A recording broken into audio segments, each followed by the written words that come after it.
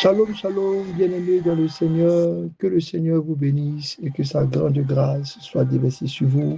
Bienvenue dans le pain quotidien. Aujourd'hui, nous sommes le mercredi 19 août 2026 et pour rappel, le thème de ce moment d'édification, de partage, cette nourriture spirituelle, cette table dressée par l'Éternel pour nous accorder bénédiction, grâce et onction est ne corrompt pas la grâce. Et cette semaine, le thème qui est en train de nous guider au fil des jours de nos méditations, c'est ce qui corrompt la grâce.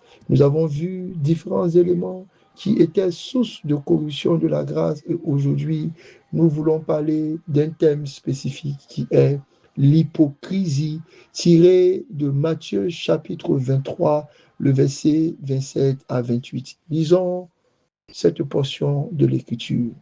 Malheur à vous, scribes et pharisiens hypocrites, parce que vous ressemblez à des sépulcres blanchis qui paraissent beaux au dehors et qui au dedans sont pleins d'ossements de mort et de toute espèce d'impureté. Vous de même au dehors, vous paraissez juste aux hommes, mais au dedans, vous êtes plein d'hypocrisie et d'iniquité. Vous êtes plein d'hypocrisie et d'iniquité. Bien aimé, nous avons vu les semaines précédentes, que l'iniquité rendait la grâce vaine. Et aujourd'hui, nous découvrons que l'hypocrisie est ce qui corrompt la grâce. L'hypocrisie, c'est l'une des choses que Jésus a le plus sévèrement dénoncé chez les pharisiens. Le problème, c'était qu'on trouvait ces personnes-là en train de prier, en train de jeûner. Ils donnaient même les connaissances sur les Écritures. Mais on identifiait qu'il y avait un écart en ce qu'on voyait extérieurement et ce qu'ils étaient intérieurement. Ils avaient travaillé. C'est des experts et des manipulateurs, des menteurs et des gens d'une double vie. Ils avaient donné une apparence de sainteté.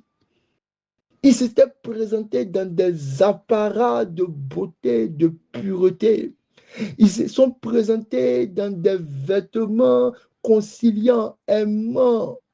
Pourtant, à l'intérieur d'eux, le travail de la vérité n'a jamais été fait.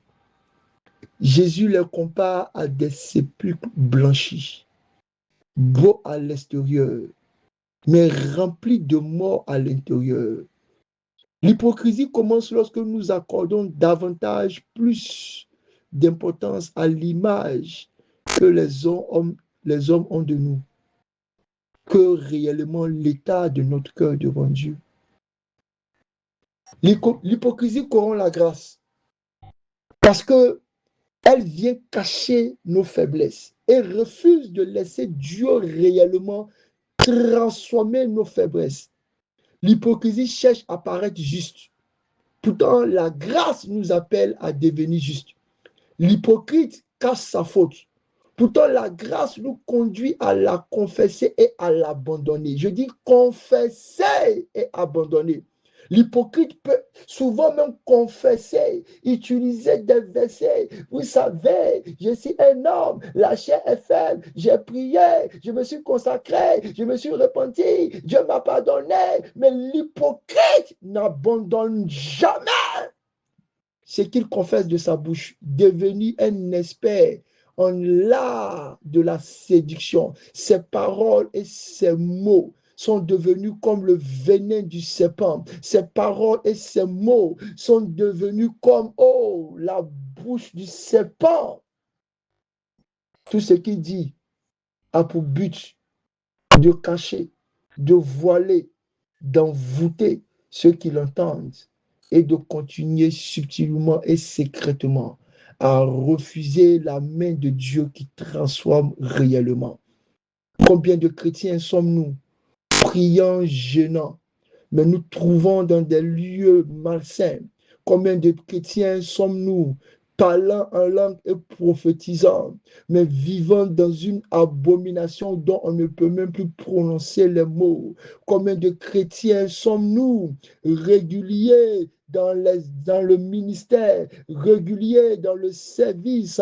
Nous tenons et devenons même ceux qui sont, si on leur arrache le micro de la présidence, de la direction, sont les plus frustrés, comme s'ils étaient les seuls canaux par lesquels Dieu parle, mais remplis d'esprit de prostitution, de viol, de meurtre, d'abomination. C'est ainsi que l'hypocrisie corrompt la grâce. Parce que derrière le langage apparent de la spiritualité, du service, elle dépose un masque sur nous qui nous refuse réellement de nous laisser guérir, de nous laisser corriger et de nous laisser transformer par la grâce vraie, pure, saine que Christ nous a donnée. Enlève le masque, oh mon Dieu, sur le visage de tes enfants. Fais tomber le masque, démasque ceux qui sont hypocrites. Car l'hypocrite peut sourire devant tout le monde, mais rempli de haine, de colère, de jalousie. L'hypocrite peut prêcher le pardon, peut prêcher l'amour, peut prêcher la vérité, mais en lui conserver les chemins de la mort.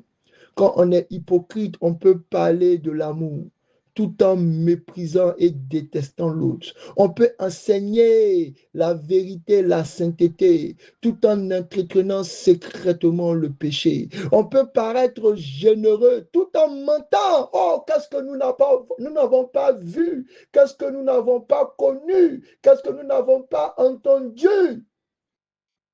L'hypocrite peut avoir une belle réputation qu'il se construit. Mais derrière tout ça, un comportement complètement différent chez lui à la maison et secrètement dans sa vie intime. Voilà pourquoi notre véritable vie spirituelle ne se mesure pas à l'apparence.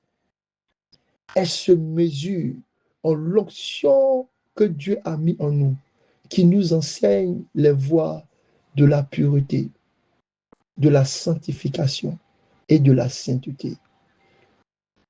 Avant de corriger les autres, corrige-toi toi-même. L'hypocrite est capable d'être celui qui veut aider l'autre à guérir. L'hypocrite est capable d'être celui qui peut et qui donne le conseil à l'autre de pouvoir marcher dans la sainteté. Mais lui, sans la loupe, lui, sans le miroir, vit secrètement mal. Mais ce matin, Dieu nous invite aujourd'hui à faire tomber les masques et à lui dire, Seigneur, je suis encore faible dans ce domaine, dans ce lieu. Guéris-moi, fortifie-moi, aide-moi. Seigneur, je lutte encore contre cette mauvaise habitude. Guéris-moi, aide-moi. Seigneur, je porte encore cette blessure, cette souffrance. Guéris-moi, aide-moi. Et le dire sincèrement, avec la sincérité qui nous donne de toucher à la grâce. Et non pas parce que nous voulons, comme les hypocrites le font, vouloir conserver une image belle, préserver une image qui ne servira à rien. Tombeau blanchi, plein d'ossements. Si nous confessons nos péchés, il est fidèle et juste de nous les pardonner et de nous purifier de toute iniquité. Aujourd'hui, ne corromps pas la grâce. cherche et choisis l'authenticité, la vérité. Que tu ne sois pas un chrétien double face. Ne cherche pas seulement à avoir l'apparence d'un chrétien, mais cherche à être vraiment chrétien, à avoir le caractère d'un chrétien, à avoir la pensée de chrétien. Ne travaille pas seulement à ton extérieur. Laisse Dieu travailler à ton intérieur. Ne protège pas cette apparence et ce masque. Laisse tout tomber. Protège plutôt ton cœur. Ne cherche pas uniquement que les hommes te regardent pour les honneurs. Recherche plutôt premièrement l'approbation de Dieu. Et lorsqu'il existe encore une différence en ce que les gens proclament, confessent, témoignent de toi et ce que tu vis secrètement. Et derrière les apparences